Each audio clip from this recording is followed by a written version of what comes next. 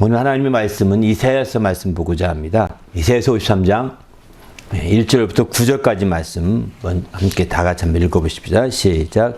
우리가 전한 것을 누가 믿었느냐? 여호와의 팔이 누구에게 나타났느냐?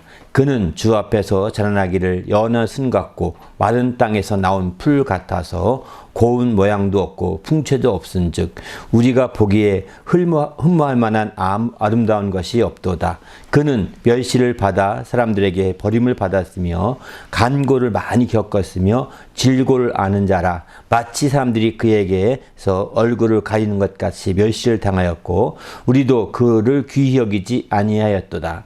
그는 실로 우리의 질고를 치고 우리의 슬픔을 당하였거늘 우리는 생각하기를 그는 징벌을 받아 하나님께 맞으며 고난을 당한다 하였노라. 그가 찔림은 우리의 허물 때문이요 그가 상함은 우리의 죄악 때문이라. 그가 징계를 받음으로 우리가 평화를 누리고 그가 채찍에 맞음으로 우리가 나음을 받았도다. 우리는 다 양 같아서 그릇 행하며 각기 제 길로 갔거늘 여호와께서는 우리 모두의 죄악을 그에게 담당시키셨도다.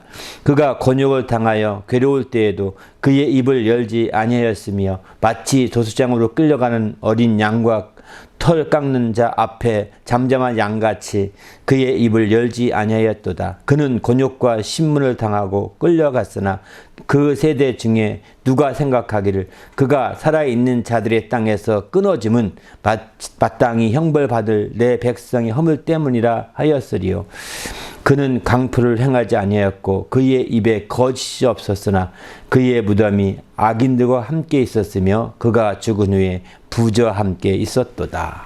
아멘. 오늘 고난의 은혜를 누리며 살자 이런 제목의 말씀으로 나누고자 합니다. 고난의 은혜를 누리며 살자 이런 제목의 말씀입니다. 우리 그리스도인들은 주님이 당하신 고난을 우리는 정말 깊이 생각하면서 그 은혜를 누리는 자들입니다. 우리가 주님의 고난을 생각하며 은혜를 누리지 못한다고 한다면 우리는 아무것도 아닌 거죠. 바로 주님의 우리 고난 은혜라고 할 때는 은혜는 모든 은혜에는 고난이 이렇게 뒤에 뿌리로 잠겨 있는 겁니다. 물론 그 뿌리가 지상 위로 올라와서 이상 위로 올라온 뿌리도 있는 것처럼 마치 고생을 많이 하면서 은혜를 베푸는 사람도 있지만 대부분이 아마 여러분이 우리가 은혜 받은 사람들을 입장에서 본다면 그 은혜를 베푼 사람들의 고생은 깊이 모를 겁니다. 왜냐하면 뿌리와 같기 때문입니다. 뿌리처럼 밑에 묻혀 있는 겁니다. 은혜 때문에 묻혀 있는 거예요. 하지만 그 모든 은혜에는 정말 가난한 사람이나 부유한 사람이나 남자나 여자나 어떤 사람이 은혜를 베풀었고 어떤 사람이 반대로 은혜를 받았다고 한다면 그 은혜를 받은 사람에게는 그 은혜를 베푼 사람의 고난과 그 고난의 그 뿌리가 늘 밑에 깔려 있다는 거예요. 고난이 없는 은혜는 존재하지 않습니다. 아무리 훌륭한 부자요, 왕이요, 또 명예직에 있고 권력을 가졌다 하더라도 마찬가지입니다. 그들도 고난이 있습니다. 그 고난 때문에 은혜가 정말 알려질 수 있는 거죠. 고난이 없는 은혜는요, 실제 은혜가 될 수가 없는 거죠. 그러니까 한쪽으로 치우쳐서 고난을 모르고 고난을 모르고 은혜를 모르는 상태로 그냥 자라난 사람들은 치우쳐 갑니다. 반드시 치우치는 경향이 많습니다. 그렇기 때문에 우리가 은혜를 받은 사람으로서 은혜를 베푼 사람의 고난을 깊이 이해하는 것은 굉장히 중요합니다. 이제 우리는 하나님의 은혜를 많이 강조하죠? 주님 은혜를 많이 강조하죠? 우리가 은혜로 되었다고 강조하지 않습니까? 바로 거기에는 주님의 고난이 뿌리로 다 있는 거예요. 주님의 고난이 큰 뿌리로 이렇게 깊숙이 박혀 있는 겁니다. 그렇기 때문에 우리는 주님의 고난을 고난 주간에 생각하면서 우리는 은혜를 누리게 되는 거죠. 고난을 깊이 누리면 누릴수록 은혜가 더 크게 보이는 것입니다. 고난을 깊이 알면 알수록 은혜가 더 높게 보이는 거예요. 산이 정말 높은 산은 고을이 깊다고 하지 않습니까? 또 고을이 깊은 곳은 산이 높다고 하지 않습니까? 이렇듯이 고난을 깊이 알고 고난을 깊이 우리가 이해하면 이해할수록 바로 우리의 주님 받은 은혜는 더 크고 위대해 보이는 것이고, 그런 신앙이 더 위대한 신앙으로 성장해 갈 수 있는 거죠. 우리 모두도 이렇게 고난을 정말 통해서 그 은혜를 깊이 되새기고 은혜가 헛되지 않을 수 있도록 그 은혜를 누리면서 하는 성도가 되시기를 예수님의 이름으로 축원합니다. 할렐루야. 그런데 그 고난 가운데 대표적인 것이 뭐냐? 바로 주님이 죽으심을 당하신 거죠. 그래서 주님께서 마태복음 보면 26장 21절 보면은 이런 말씀을 합니다. 내가 예루살렘에 올라가 장로들과 대제사장들과 서기관들에게 많은 고난을 받고 죽임을 당하여 제3일에 살아나리라, 이렇게 표현합니다. 바로 예루살렘에 올라가서 많은 고난을 받는다는 것입니다. 그리고 그들에게 죽임을 당한다고 했습니다. 죽임을 당하는, 이 고난 중에 최고의 절정은 바로 죽임을 당하는 거죠. 죽는 것보다 더 큰 고난이 없잖아요. 죽기 전에 느껴지는 그 고통과 고난, 그 고초가 더 큰 거죠. 그 사람들이 죽음을 싫어하는 이유가 뭐냐면, 죽기 전에 있는 그 고통과 고초와 그 아픔과 그 힘든 것 때문에 사실은 죽는 것을 꺼려하는 거죠.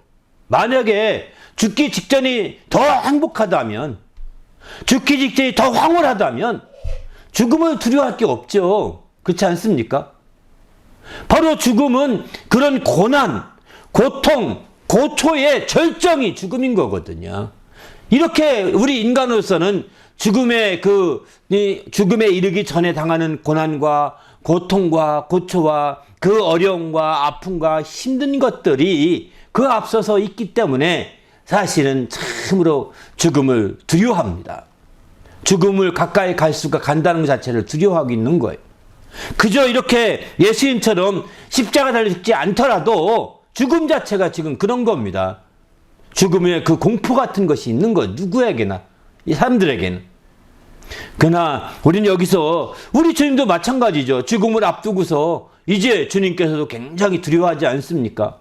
바로 할 수만 있으면 이 고난의 쓴 자인에게 진행하기 원합니다 라고 마태복음 26장 39절에 그렇게 말하지 않습니까? 하지만 내 원대로 마옵시고 아버지 원대로 되기 원합니다. 이렇게 42절도 그렇게 말씀하고 있습니다. 바로 아버지 원대로, 내 원대로가 아버지 원대로. 그러니까 여기서 알다시피 바로 바리새인들이나 서기관이나 장로들에게 죽임을 당하지만 사실은 이제 이 죽임을 당한다는 표현 자체가 수동적인 표현인 거예요. 자기 스스로 죽는 죽음이 아니라 죽임을 당한다, 이렇게 수동적으로 표현하고 있는 거죠. 또 한편으로는 수동적이라는 것은 주님 내 뜻대로가 아니라 아버지의 뜻대로, 아버지 원대로 죽으신다는 차원에서도 수동적인 면이 있는 거죠. 수동적인 면이 있는 거예요. 이렇게 성경은 주님의 고난을 말하면서 항상 죽임을 당하신다, 이런 표현을 많이 쓰고 있습니다. 죽임을 당하신다는 표현을.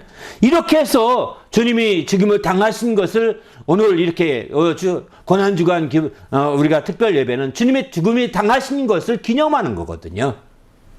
주님이 죽임을 당하신 것을 기념하는 예배로 이렇게 드리게 되는 거죠. 이것은 고난의 절정에 이르렀다고 하는 것을 보여주고 있는 겁니다. 그래서 주님께서 마지막에 바로 악인들과 함께 무덤에 장사 지내가 된 거죠. 죽임을 당하여서 마침내 악인들과 함께 그 무덤이 악인들과 함께 있었던 겁니다. 이렇게 해서 마침내 악인들처럼 장사 지내기까지 했던 주님이셨다는 거죠. 이런 점에서 볼 때 주님의 우리는 고난을 정말 은혜가 되게 하려면 이처럼 주님의 죽음을 좀 더 디테일하게 정말 깊이 되새겨 볼 필요가 있는 거예요. 그래서 한 사람이 죽어가는 모습들을 한번 가만히 생각해 보면서, 또 주님의 죽음이 아니라 하더라도, 그래서 성경에 이런 말씀하죠. 바로 그 지혜를 얻으려면 장례 지내는 집, 초상집에 가라고 그러지 않습니까? 자문은 그렇게 말합니다. 너희가 지혜를 얻으면 초상집에 가라. 다른 잔치집에 갈 것이 아니라. 거기는 지혜가 있는 겁니다. 바로 정말 인간으로서 겪을 최고의 절정의 죽음을 맞이한 집이 초상집이거든요.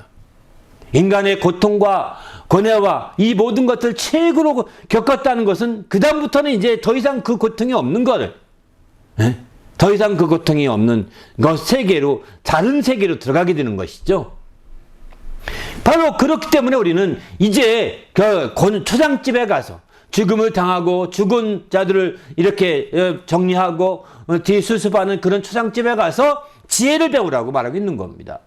우리도 이제 주님의 그 고난당하시고 절정에 이르렀던 죽임을 당하셨던 그날, 그 주님의 역사를 보면서 우리도 정말 주님의 은혜를 많이 깊이 되새기며 누리는 성도가 되시기를 예수님의 이름으로 축원합니다. 할렐루야. 그래서 이 고난을 깊이 알려고 하는 겁니다. 아, 왜 자꾸 고난 생각도 싫은데 왜 고난 그러세요? 그렇지 않습니다. 여러분이 정말 고난을 깊이 알면 사람 됩니다. 사람도요, 고난을 알아야 진짜 사람이 되는 거지, 고난을 모르면 사람이 안 됩니다. 철이 안 든다고 소위 말하죠. 철이 안 드는 거예요. 이렇게 철이 안 드는 사람 막 가는 겁니다. 제멋대로 사는 겁니다. 우리는 그렇기 때문에 정말 더 철저하게 우리가 정말 고난을 깊이, 특별히 젊어서의 고난은 사서도 한다고 하지 않습니까? 왜? 그런 고난, 고생을 사서도 해야 정말 더 깊이 있는 인생이 되고, 또 정말 새롭게 모든 걸 통찰하시는 그런 지혜를 얻을 수 있거든요. 그 고난과 고통 속에서 지혜를 배우거든요. 우리도 이제 주님 안에서 이 고난을 그냥 쉽게 넘기지 마시고 깊이 되새기고 또 묵상하고 또 돌아보고 이렇게 하면서 그 은혜, 그 고난을 통하여 베풀어 주신 은혜를 하나도 놓치지 않는 성도가 되시길 바랍니다. 그 은혜는 어떤 것이냐? 우린 지난 시간에, 지난 주일에 많이 말씀드렸습니다. 주님의 대신함을 누리며 살자는 제목의 말씀으로 정말 우리가 어떻게 정말 은혜를 받았는지, 어떤 은혜를 누렸는지를 우리는 그 시간 말씀 자세히 드렸습니다. 한번 그 시간의 설교도 한번 다시 한번 되새겨 보시고 다시 한번 들어보시길 바랍니다. 그래서 그 은혜를 누리고자 힘써야 되는 거죠. 그럴 때 우리가 하나님의 영광을 드릴 수 있는 거죠. 이렇게 그러면 왜 주님께서 이렇게 우리를 위해서 고난을 받으시고 죽임을 당하시게 되었을까요? 그것은 바로 다른 것이 아닙니다. 의인으로서 불의한 자를 대신하였으니 이는 우리를 하나님 앞으로 인도하려 하심이라고 베드로전서 3장 18절 이렇게 말씀하십니다. 바로 그분이 죄가 없으신 의인으로서 불의한 자를 대신해서 대속물로 죽으셨는데, 이렇게 된 것은, 그래서 죽임을 당하셨는데, 이렇게 된 것은 우리를 하나님 앞으로 인도하려고 그렇게 하셨다는 것입니다. 우리를 하나님 앞으로 인도하고자 그렇게 하셨다는 거예요. 그것이 없었다면, 주님이 우리를 위해서 고난을 당하시고 또 죽임까지 당하시는 일이 없었다고 한다면, 그 의인으로서 죄가 없으신 그분이 이제 불의한 자를 위해서 이렇게 대신함이 없었다고 한다면, 우리는 하나님 앞에 갈 수 있는 길이 완전히 막혔을 것입니다. 그 길이 완전히 막혀서 아마 접근도 못했을 것입니다. 그러나 이제 주님께서 이렇게 대속 제물로 정말 불의한 자를 대신하여 죽으심으로 말미암아 마침내 우리가 모든 자들이, 비록 불의한 자들이라 할지라도 이제 다시 하나님 앞에 나갈 수 있는 길이 열린 거죠. 어떻게 열렸을까요? 고린도후서 5장 21절 이렇게 표현합니다. 죄를 알지 못하신 이를 우리를 대신하여 죄로 삼으심은 바로 우리로 하여금 그 안에서 하나님의 의가 되게 하려 하셨다, 이렇게 표현합니다. 다시 말해서 죄가 없으신 그분을 이제 우리를 대신해서 죄로 삼으셔서 대신 죽게 하신 그것은 하나님의 의가 되게 하려고 했다는 거예요. 그래서 우리를 위해서 대신 죽게 하시고 우리에게 그 의를 덧입혀 주고자 하기 위하셨던 거죠. 그래서 그 의를 덧입게 됨으로 말미암아 드디어 의로우신 하나님 앞에 나갈 수 있는 길이 열리게 된 겁니다.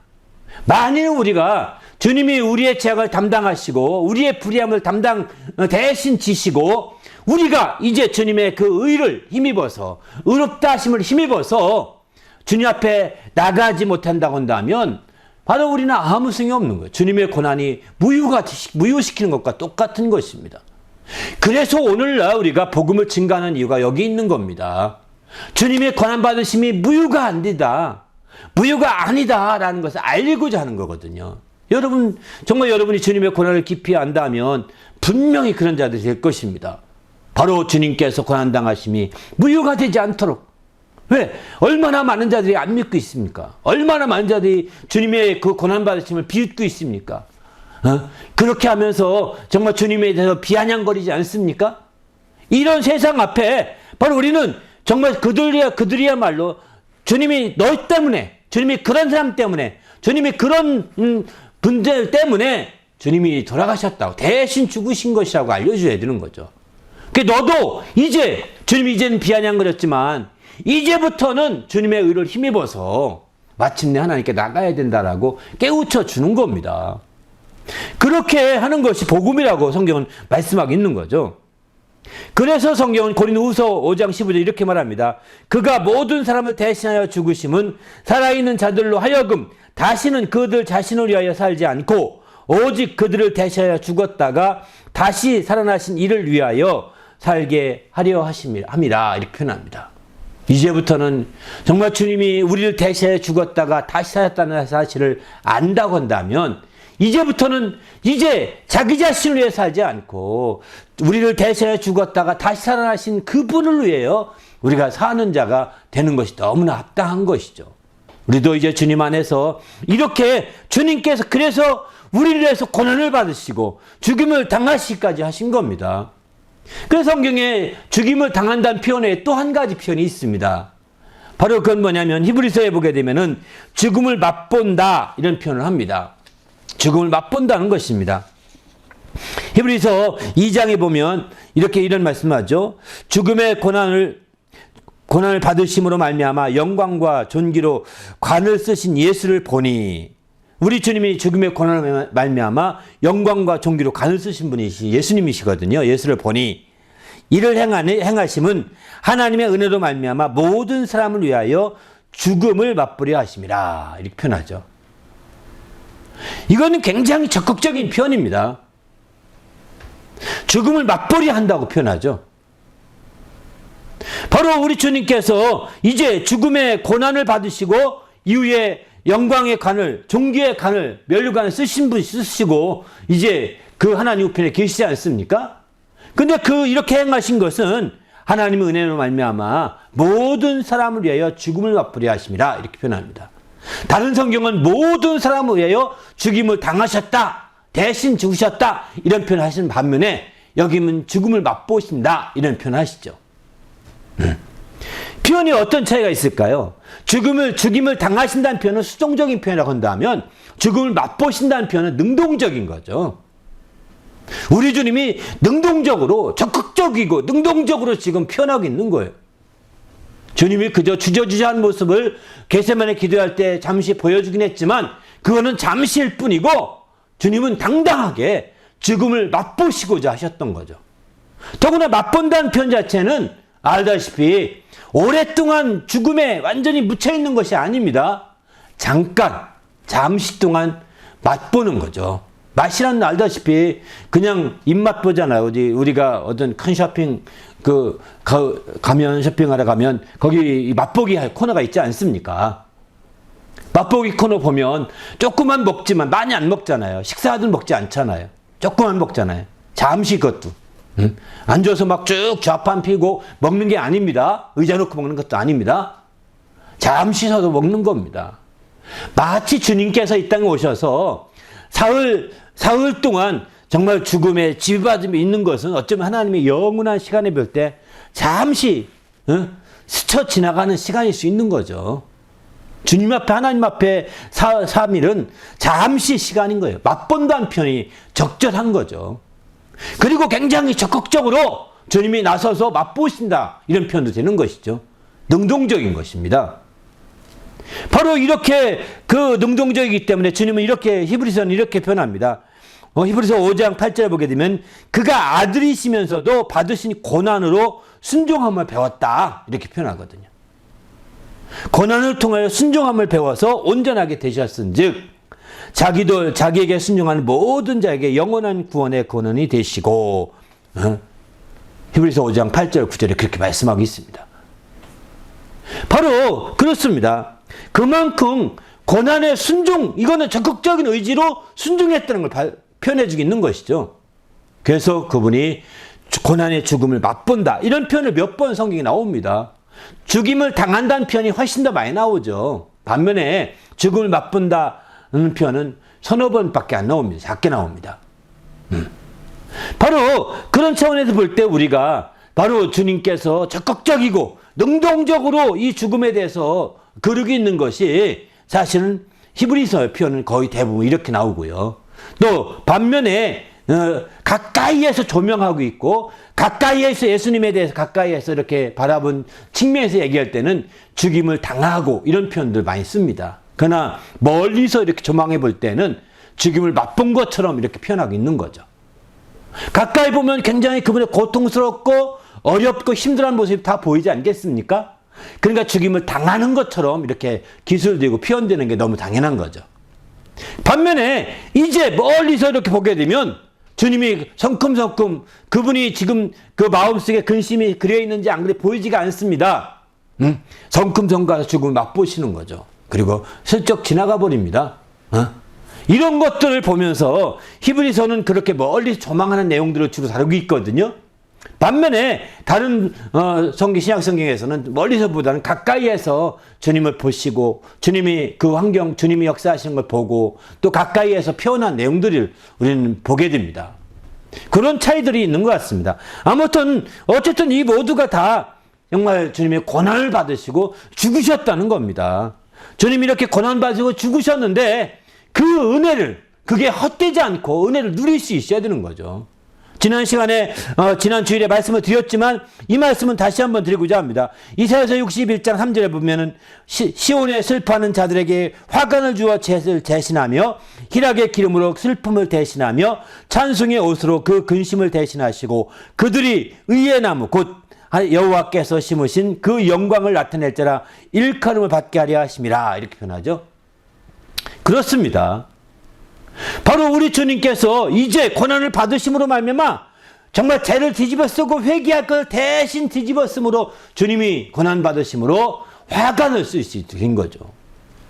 꽃으로 만든 면류관을 쓸 수 있는 정말 그런 축복된 날을 우리가 기대하는 거죠. 그게 은혜 아닙니까? 또 이제 슬픔 대신에 정말 희락의 옷을 입는다는 것이, 희락의 기름을 부는다는 것. 또 근심 대신에 찬송의 옷을 입게 한다는 겁니다. 그렇게 되니까 이게 다 뭐냐? 주님의 고난의 결과인 거죠. 주님의 고난의 결과로 이게 다 이루어진 거죠.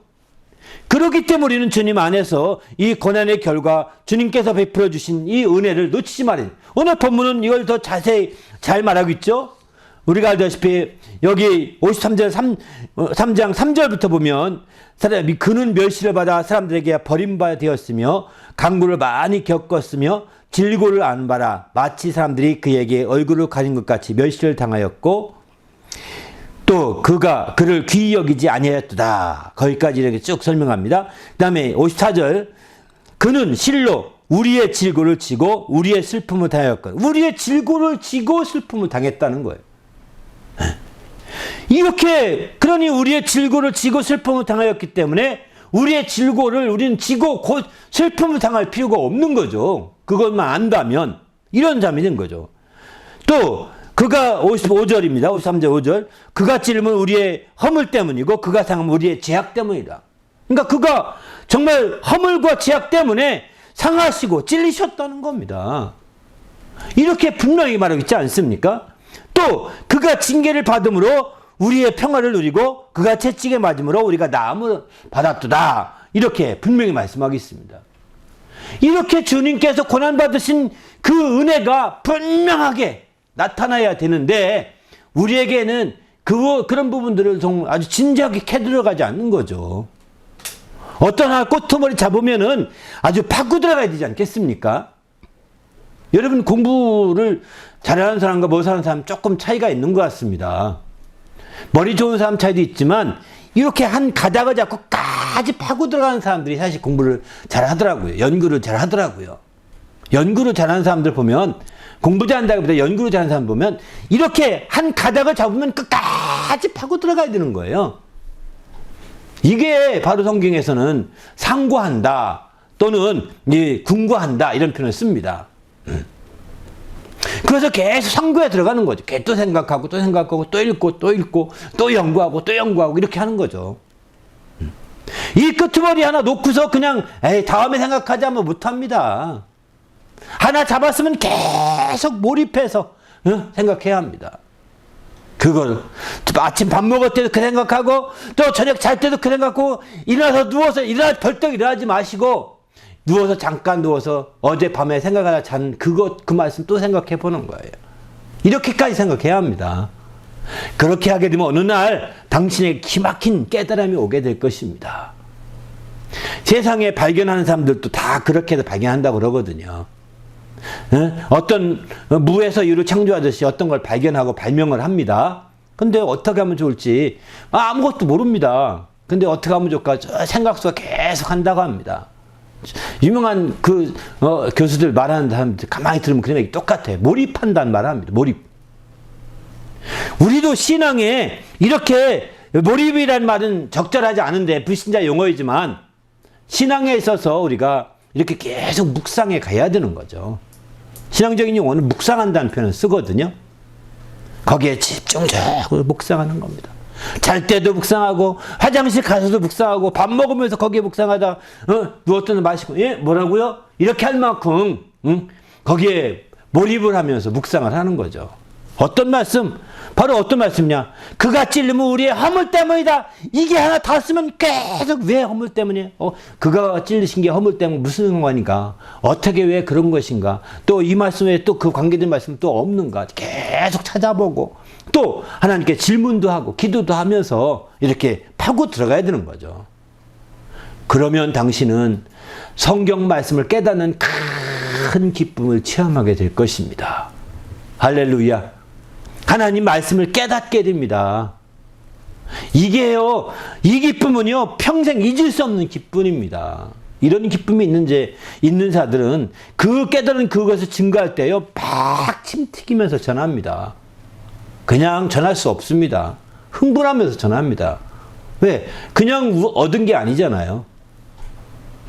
어떤 아르키메데스라는 사람이 유명한 사람이 정말 발견하고서 유레카하고 뛰어나갔다 맨몸으로 뛰어나갔다고 하지 않습니까? 목욕탕에서 발견한 다음에 그 지금 부끄러운 거 모르는 겁니다. 발견한 사람은 그만큼 기쁨이 있는 거예요. 할렐루야. 정말 하나님 말씀을 그 꼬투머리 말씀을 붙드시기 바랍니다. 그냥 넘어가지 마세요. 아니 지금 우리가 정말 이 땅에 살면서 정말 이길 수 있는 유일한 길은 이 말씀이거든요. 근데 그 말씀을 그냥 대충대충 넘겨가면서 이렇게 우리가 신앙생활 한다면 우리는 지금 다 무너집니다. 세상이 세상이 더 많은 것들 때문에 우리는 무너질 수밖에 없습니다. 하나님 말씀을 체험해야 되는 거예요. 깨달아야 되고 체험해야 되는 거예요. 그럴 때 그 말씀이 우리에게 큰 힘이 되고 능력이 되어서 우리가 살 수 있는 거죠. 우리 모두도 이런 말씀을 통해서 큰 힘이 되시기를 예수님의 이름으로 축원합니다. 할렐루야. 그래서 이렇게 적극적으로 그 말씀을 힘입고 사는데 우리가 그 말씀을 힘입 때 우리가 무엇보다 철저하게 좀 필요한 것은 뭐냐면 바로 이렇게 그 은혜를 받음에 불구하고 그 은혜를 누리지 못합니다. 안타깝지 않습니까? 얼마나 누리지 못하느냐? 오늘 여기 보십시오. 우리가 전한 것을 누가 믿었느냐? 이러지 않습니까? 또 여호와의 팔이 누구에게 나타났느냐? 이런 은혜가 이렇게 놀라움에도 불구하고 이게 나타난 사람이 별로 없다는 겁니다. 나타났느냐? 이게 부정적이잖아요. 그죠? 그러니까 이게 나타난 자가 없다는 거예요. 믿는 자가 없다는 거예요. 오늘날도 그렇지 않습니까? 왜 그러면 그러냐? 보십시오. 53장 2절에 보면 그는 주 앞에서 자라나기를 연한 순 같고 마른 땅에 나는 뿌리 같고 이게 뭐 어떻습니까? 바로 이렇게 주님의 은혜를 이렇게 고난을 통해 베푸신 은혜를 우리에게 하지만 그게 연한 순처럼 쉽게 문드러집니다. 연한 순은 쉽게 문드러집니다. 연한 순이 강해서 아스팔트 사이를 뚫고 올라오기도 하고 막 이러지만은 강하죠. 그러나 사람이 문드러집니다. 우리가 가진 이런 고난의 은혜를 얼마나 많은 사람들이 이 세상 철학에 문드러졌습니까? 연한 순 같아서. 믿지 않습니다. 에이, 철학, 과학이 더 낫지. 그것 때문에 다 꺾이고, 다 좌절되고 이렇게 한다고요. 또, 마른 땅에 나오던 뿔이 어떻습니까? 이거는 놔두면 죽는다는 거예요. 가만히 있으면 죽어갑니다. 마른 땅에 나온 뿌리는요, 진짜 죽음 일부 직전에 뿌리와 같은 겁니다. 그러니까 우리가 지금 고난을 통해 은혜를 말하는 이 말씀이 마치 이와 같다는 거예요. 그러니 그걸 누가 믿겠습니까? 안 믿기 쉽죠. 세상 철학과 과학에 무장된 자들에 의해서 부정되기 쉽죠. 그래서 우리는 그 꼬투머리를 붙들고 체험하고 경험하고 깨닫고 바로 그 깨우침을 받아야 되는 거죠. 그래서 그것이 내게 큰 은혜로 경험이 되고 체험이 될 때 이제 우리는 연한 순이 아닙니다. 강한 나무처럼 될 것입니다. 마른 땅의 뿌리가 아닙니다. 신에게 심은 뿌리처럼 견고한 뿌리로 뻗어갈 것입니다. 그러나 이런 체험이 없으면 어떻게 될까요? 믿을 수가 없는 거야. 그래서 정말 그 연한 순에 하나님의 팔이 나타났다고 볼 수 있겠어요? 죽어가는 그 메말라가는 땅 위에 있는 그 드러난 뿌리, 하나님의 팔이 거기 드러났다고 여러분 믿을 수 있겠습니까? 못 믿어요. 또 고운 모양도 없어요. 풍채도 없어요. 고운 모양도 없다는 꽃도 예쁘지도 않다는 겁니다. 여러분, 신앙에 확신이 없는 사람 신앙의 꽃이 아름답지 않습니다. 확신이 없. 그러니까 항상 세상 쫓아가듯이 사는 겁니다. 신앙의 꽃이 화려하지 않습니다. 곱지 않습니다. 이렇게 체험하고 고난의 은혜를 체험하고 경험해야 그 신앙의 꽃이 화려하고 멋지게 고운 꽃으로 모양이 고운, 야, 저분 진짜 믿는 것 같다. 이렇게 안 믿는 불신자도 그렇게 말할 정도의 신앙이 돼야 되지 않겠습니까? 고운 모양이죠. 그 사람들은 바로 고난의 그 은혜가 큰 체험이 있고 경험이 있고 고난의 은혜에 큰 힘을 얻고 하는 사람들인 거죠. 그들은 세상에 있는 동안에 그렇습니다. 그리고 풍채도 없다는 거예요. 나무의 꽃이 나쁜 꽃을 보다는 나무 모양을 보는 것도 있잖아요. 그죠? 나무 모양, 꽃보다는 나무 모양, 나무 예쁘게 뭐 새 모양을 만들고 이렇게 해서 만들자. 꽃이 없는 건 되게 나무 수영이 예뻐서 되게 집에 키우지 않습니까? 모양도 없다는 거예요. 모양도 안 좋다는 겁니다. 그러니까 볼품이 없는 거죠. 그러니까. 그래서 여기 그런 표현하죠. 우리가 보기에는 흠모할 만한 아름다운 것이 없도다. 이렇게 표현하지 않습니까? 고난의 은혜를 깊이 체험하고 경험하지 않는 자들은 흠모할 만한 게 없습니다. 오히려 그들이 세상에 나가서 오히려 세상 사람들에게 손가락질 받을 수 있는 사람이 많습니다. 많아요. 주님은 이 땅에 그런 모습으로 오히려 정말 연하순같이 오셨고 그 전능자의 아들로서 마른 뿌리와 같은 존재로 오셨고 주님은 고운 모양도 없고 또 풍채도 없고 또 흠모할 만한 것도 아름다운 것도 없게 주님이 이 땅에 오셨어요. 사실. 그러니까 주님을 알아보지 못하고 다 버림바 되었죠. 그래서 주님은 고생과 고난은 다 당하신 거예요. 이 땅에 오셔서 최고의 고난을 당하신 겁니다. 더구나 그 하나님의 아들로서 이 땅에 오셨을 때 고난, 우리 사람이 당했던 고난보다 더 많이 당하신 겁니다. 그렇게 당하셔서 베풀어 주신 그 은혜를 우리가 모른다고 한다면 우리는 여전히 이제 바로 주님의 고난의 은혜를 모르면 여전히 그런 상태에 머무르고 있는 거예요. 똑같은 거예요. 주님을 여전히 그 상태에 처박혀 주는 것과 똑같은 겁니다. 주님이 이 땅에 오셔서 자기 땅에 오셨으면 자기 백성들이 영접지 아니했다고 하지 않습니까? 요한복음 1장에 보면 그러나 영접하는 자 그에게는 장하든 것을 주신다고 했습니다.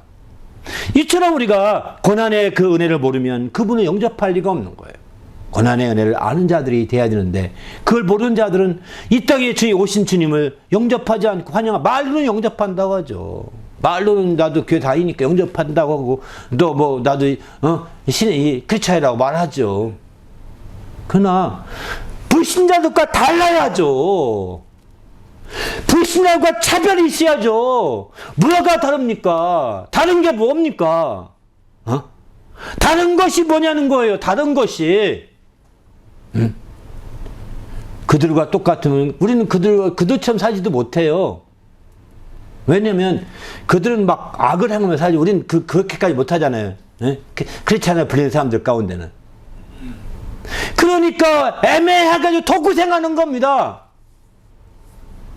우리는 그러기 때문에 정신을 바짝 차리고 정말 세상 사람들을 부려하는 그런 사람이 아니라 우리는 오직 주님이 고난을 통해 베푸신 은혜를 말미암아 이렇게 베풀어 놓으신 그 은혜가 헛되지 않게 하려고 몸부림치며 그 은혜를 누리며 사는 성도가 되어야 되는 거죠.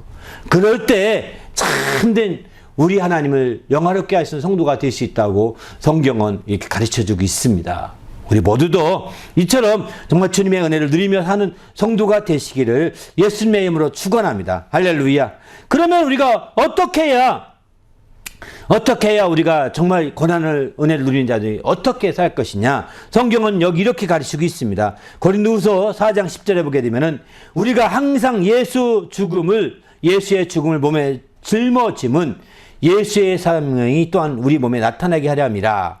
또 11절에 보게 되면은 우리 살아있는 자가 항상 예수를 위하여 죽음에 넘겨짐은 예수의 생명이 또한 우리 죽을 육체에 나타나게 하려 함이라. 이렇게 표현합니다. 그러니까 우리가 여기서 생각할 것은 뭐냐? 이제 주님의 고난을 누리며 사는 자들이라고 한다면 두 가지가 꼭 필요합니다. 첫 번째는 예수의 죽음을 우리 몸에 짊어지고 살아야 된다는 것입니다. 예수의 죽음이 나와 무관한 것이 아니라 예수의 죽음을 내가 짊어지고 살아야 돼. 예수는 나 때문에 죽었다. 내 죄 때문에 죽었고, 내 허물 때문에 죽었고, 내 죄악 때문에 죽었고, 내 모든 것 때문에 내를 대신해서 고난받으셨고, 이렇게 정말 항상 내가 그의 모든 걸 짊어져야 된다는 겁니다. 그분이 죽으신과 떨어져 있는 것이 아니라 짊어져야 된다는 겁니다. 바로 우리가 항상이에요. 항상 예수의 죽음을 몸에 짊어짐은 예수의 생명이 우리 몸에 나타나게 하려고 그런다는 거예요. 그렇게 할 때 그분의 생명이 우리 몸에 나타나고 우리 심령 가운데 충만하게 되는 거죠. 그래서 우리가 살아나게 되는데 이렇게 살아나게 되면 이제 우리는 살아나게 된 자들은 항상 또한 예수를 위하여 죽음에 넘겨야 된다는 거예요. 자기 자신을 이제 죽음에 넘기는 거죠. 먼저는 예수의 죽음을 짊어지고 그래서 살아나게 되면 이제 우리가 살면서 어떻게 해야 되느냐? 바로 우리를 예수를 위하여 죽음에 넘겨야 된다는 거예요. 네, 죽도록 충성한 것을 의미하게 됩니다. 바로 예수를 위하여 죽도록 충성하면서 자기를 죽음에 넘겨주는 자가 되는 거죠. 죽음을 두려워하지 아니하고 이제 정말 주님께서 베푸신 그 은혜가 헛되지 않게 하려고 몸부림치는 그런 자가 되고자 함을 성경은 가르쳐주고 있습니다. 우리 모두도 이제 주님 안에서 철저히 정말 주님의 죽음을 짊어지시고 또 나아가서는 이제 우리가 그렇게 해서 산 자들이 된다면, 그렇게 해서 은혜를 누리는 자가 된다면 마침내 우리 자신을 주님을 위하여 자신을 위해서 하지 말고 주님을 위하여 죽음에 넘겨주는 자가 되시기를 예수님의 이름으로 축원합니다. 할렐루야. 그래서 우리가 적극적으로 정말 주님의 고난받으신 것이 헛되지 않도록, 주님의 고난받은 것이 무효가 되지 않도록, 주님의 고난받으신 것이 다 숲으로 들어가지 않도록 그 고난받으신 것이 우리에게 큰 능력이 되고 고난받으신 그것이 우리에게 큰 은혜가 되고 고난받으신 그것이 큰 우리에게 효력으로 나타나도록 우리가 주님의 고난의 은혜를 누리며 사는 성도가 되시길 바랍니다. 할렐루야. 그래서 우리가 세상에 살더라도 이제 더 정말 온전히 그 아름다운 꽃을 피고 아름다운 나무, 의의 나무가 되어서 정말 나가야 되지 않겠습니까? 바로 의의 나무, 영광을 나타낼 자가 되어야 된다라고 이렇게 말씀을 이사야서 61장 말씀은 이렇게 하고 있지 않습니까? 그처럼 우리는 적극적으로 정말 우리가 의의 나무가 되어서 정말 꽃도 아름답고 그 나무의 풍채, 수형도 아름답게 되는 귀한 성도들이 되시기를 예수님의 이름으로 축원합니다. 이렇게 되려면 죄 대신 화관을 써야 되고 이렇게 되려면 슬픔 대신 희락의 기름을 부어야 되고 이렇게 대신 이제 근심 대신 찬송의 옷으로 갈아입어야 합니다. 주님은 이미 고난받으셔서 그렇게 할 수 있도록 다 준비해 놓으셨어요. 우리가 이제 그것에 대해 적극적으로 힘입고자 한다면, 그걸 적극적으로 누리고자 한다면 누구나에게나 길이 열려 있는 것이고 누구나에게나 다 열려있는 문입니다. 이제 믿음을 통하여 이 모든 것들을 환영하고 그런 것들을 힘입어 삶으로 말미암아 그 은혜를 누리는 성도가 되시기를 예수님의 이름으로 축원합니다. 할렐루야. 함께 기도하자. 하나님, 내가 적극적으로 깨어서 정말 주의 뜻대로 사는 성도가 되게 하실 때 하나님 말씀을 통해서 우리 심령이 새롭게 될 수 있도록 고난을 통해 베풀어 주신 그 은혜가 헛되지 아니하고 우리에게 큰 힘이 되고 그 고난이 숲으로 들어가지 않고 우리에게 큰 능력이 되고 그 고난이 또 무효가 되지 아니하고 우리에게 큰 은혜가 될 수 있도록 주여 인도해 달라고 간절히 합심해서 기도하겠습니다.